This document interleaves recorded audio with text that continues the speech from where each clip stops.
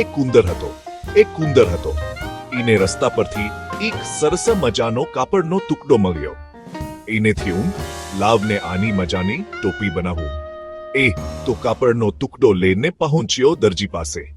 દરજીભાઈ, હા દરજીભાઈ, મને ટોપી સીવી આપો. જા, તારા જેવા ઉંદર માટે ટોપી સીવવા મારી પાસે સમય નથી.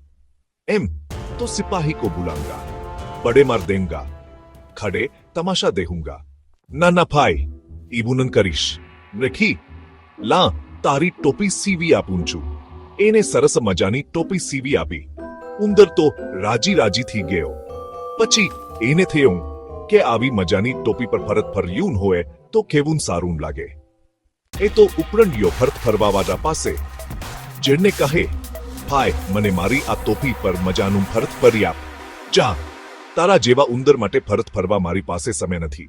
એન તો સિપાહી કો બુલંગા, બડે માર દેઉંગા, ખડે તમાશા દેહુંગા. ના ના ભાઈ, ઈવું ન કરીશ. લા તારી ટોપીને ફરત ફરી આપું છું. ઉંદર રાજી થઈ ગયો.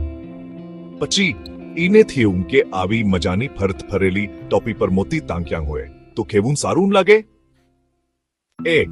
એ તો ઉપડ્યો મોતી ટાંકવાવાળા પાસે જેને કહે, ભાઈ મને મારી આ ટોપી પર સરસ મજાના મોતી ટાંકી આપ. જા, હા તારા જેવા ઉંદર માટે મોતી ટાંકવા મારી પાસે સમય નથી. હા તો સિપાહી કો બુલાઉંગા, બડે માર દેઉંગા, ખડે તમાશા દેહુંગા. હા ખા. ના ના ભાઈ, ઈવું ન કરીશ. લાવ તારી ટોપીને મોતી ટાંકી આપું છું. ઉંદર એકદમ ગેલમાન આવી ગયો અને નાચવા કૂદવા લાગ્યો.